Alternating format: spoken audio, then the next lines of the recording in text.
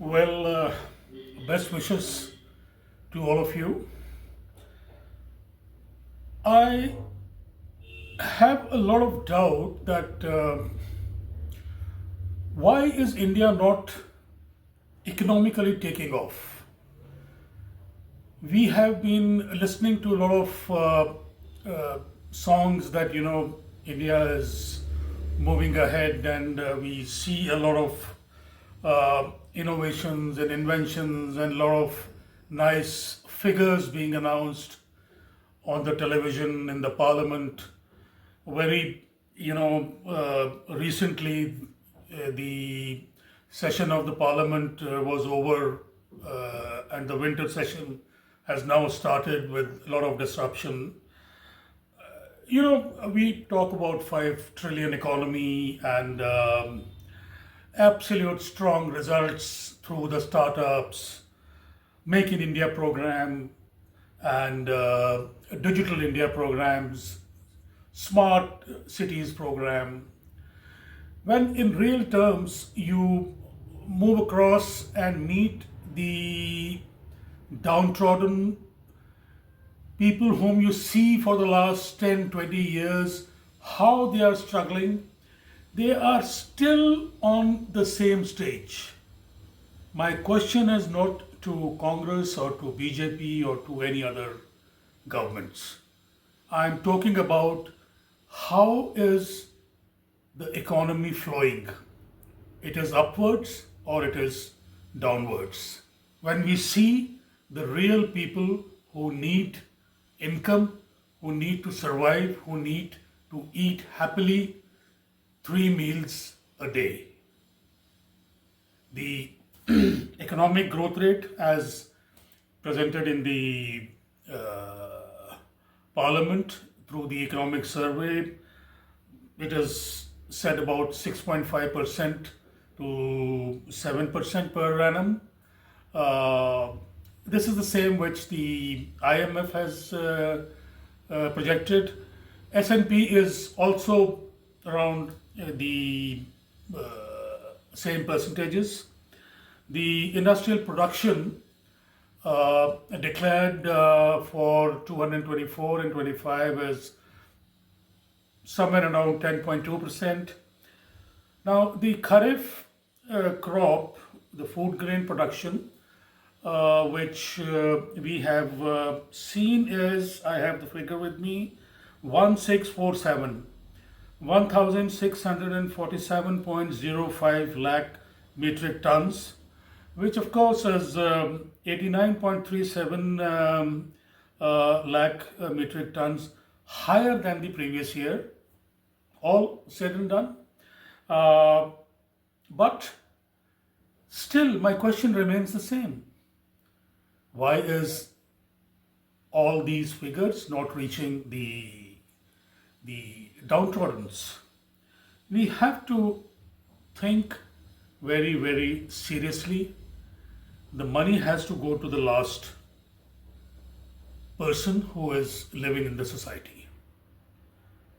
We individually, we see our, people who come for domestic help to us, they are still, going on and on and on at the same stage. 10,000, 15,000, 20,000 per month. Their children are, struggling, and they absolutely don't know about what is going on in the economic atmosphere of the nation. And all the policies practically are a flop. Let me take an example of startups. Now, startup is mainly for the young entrepreneurs, people who do researches in the colleges, in the technical colleges. They come out with a novel idea and they feel that it is going to strike. It is made for the country. They float a company, they go to the registration counter of Government of India, Ministry of Commerce, which is DIPP, and very happily and with great excitement they get themselves registered, and you read the whole scheme on the monitor on the website, which is absolutely top notch. Wonderful scheme. Now the story starts. There are various government departments which throw the challenges to these startups that please, we are inviting a project for the startups, and you may please apply. The project name is, say for example, anti-drone, solutions. Now, the excited students who have really worked in technical colleges, they know how to take it forward. They have worked hard. They have globally collected the knowledge, information, researchers. They have collaborated with various organizations across the world. They come out with their solutions and they put up their challenges onto the websites of these government organizations. What all these young boys and girls are doing, they don't have real money in their pockets. They go to their parents, they tell their parents, Dad, I have done a wonderful research and it's going to hit the needs of the nation. Please give me some money. And out of emotions and for the career of the child, the parents shell out 10 lakhs, 20 lakh rupees, 25 lakh rupees, 30 lakh rupees out of their savings. Okay? Now this money is gone, invested in this startup. Now it is the government who has to take care of these startups. The challenge is there, the project is submitted.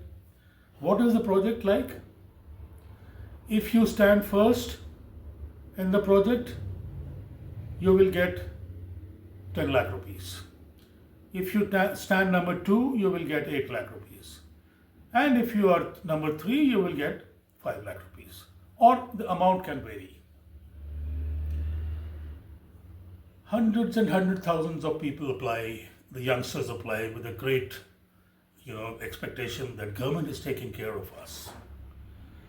Now out of this, whole lot, someone gets selected, he gets 10 lakh rupees. What next? It is dark.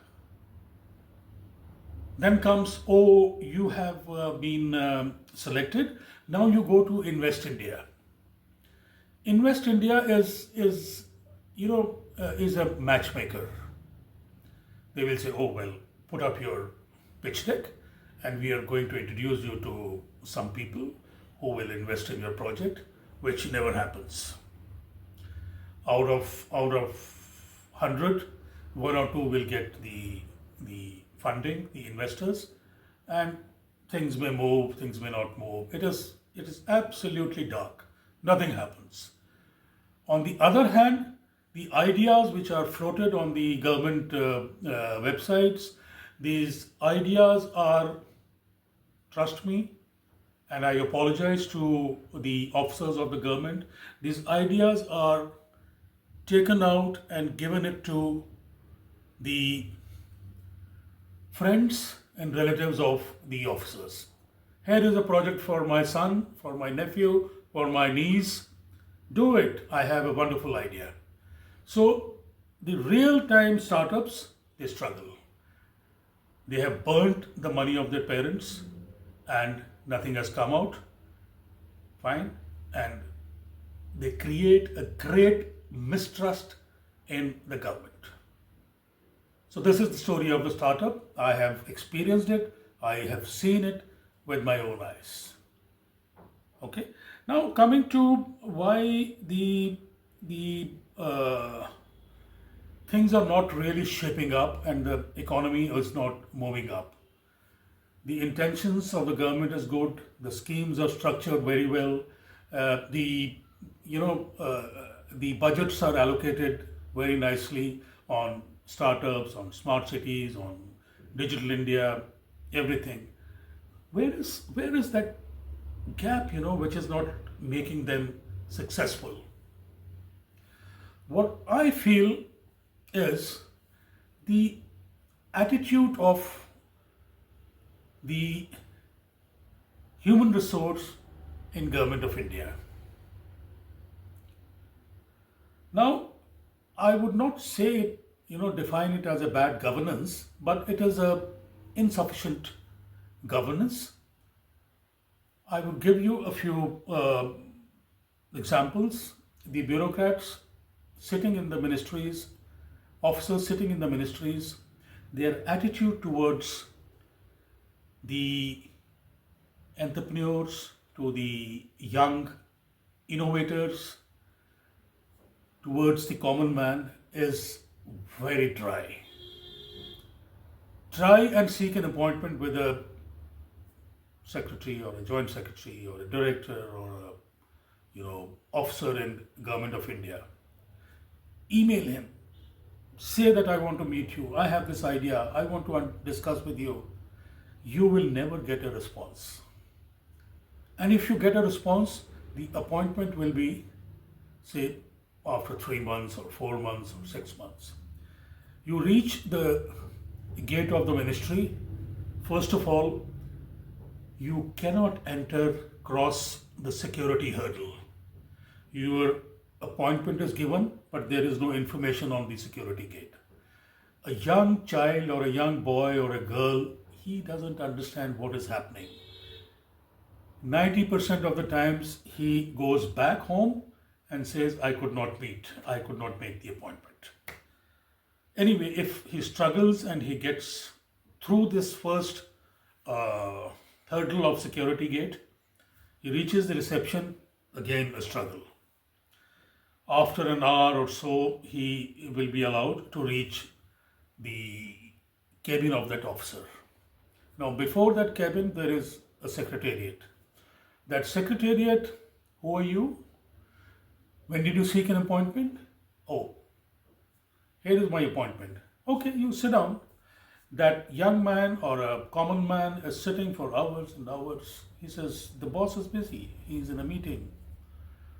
Now, by the time he gets in front of the officer, his whole energy, his whole thoughts is all drained out. He is frustrated. You have burnt a human capital of the country. A young man who wants to do something, he is by this time totally flat. Now, this is what we sometimes define it as ease of doing business. There is no ease of doing business. You may shout, you may sing songs, you may give rosy pictures across the world. There is absolutely no ease of business. Right? And the main aspect of this is behavior of human resource, the officers in the government. They are not at all friendly. They are not at all marketable. They think that, they are sitting in the office of the Almighty. They are doing some favor to somebody who is coming to meet them. It is an absolute jeopardy. You cannot do anything in this country till such a big wall is in front of you. This is my recourse, this is my advice to the Government of India. Tell the officers to behave, to respect the young people, the young entrepreneurs, the MSMEs, the common man. Go out of the way to welcome them and see how they invest and how the economy takes off after this. The employment rate will rise. The per capita income rate will rise. A common man will start feeling happy. There will be a feeling of, happiness in his eyes. He will bless, he will praise the governments. Today what is happening is there is absolutely no acceptance of a common man in the government. Now, coming to what did Dr. Manmohan Singh did in 90s that the India became so respectful, a land of investment in the early 90s. Dr. Manmohan Singh's policies, which he brought, are active even in today's government. They are, shaping up. They are being implemented with different headings, with different names. And what is it Dr. Manmohan Singh really do? If we put as a headline 3, 4, 5 points, I have some points which I listed down. Deregulation was one aspect which Dr. Manmohan Singh brought in real terms. He opened up the windows for foreign direct investments. Do you remember how did he shape up the car industry? The international car industry came to India, and today you see how successfully the Indian manufacturers are producing cars. The car components, the car technologies, the research programs, everything is being done in India.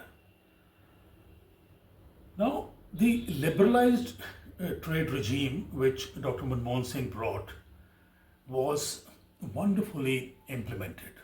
This was the third point. And he brought in reforms to strengthen the capital market, because of which a lot of FDI came to India. And people, the businessmen, learned to understand how the capital market is structured and how really they can raise money out of that. Excellent step. And you see the results today, we have certain businessmen who are really misusing the norms, but we have to let the law take care of these people. And overall, the structure of the capital markets is very robust.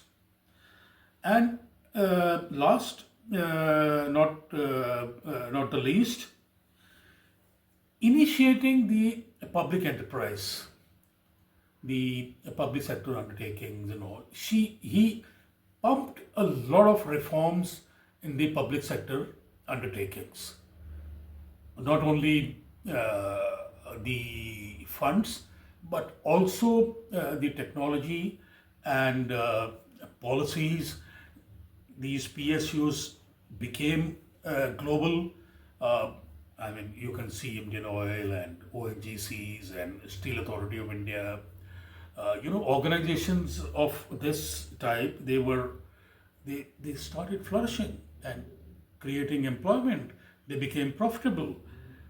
So these were the few 5 or 6 points which Dr. Manmohan Singh really implemented, and they are still being practiced even by the current government in different names. Okay? These points can never become redundant. They will always remain active. My request to the government of India is, please develop your human resource, give them instructions to be more friendly towards the common man, towards the youth. Do not frustrate them. Bring them into the fold. Let them be inclusive. Grow together. And look at the change which will come in the performance of the country. Human resource is the key factor in India. It is going to reform everything.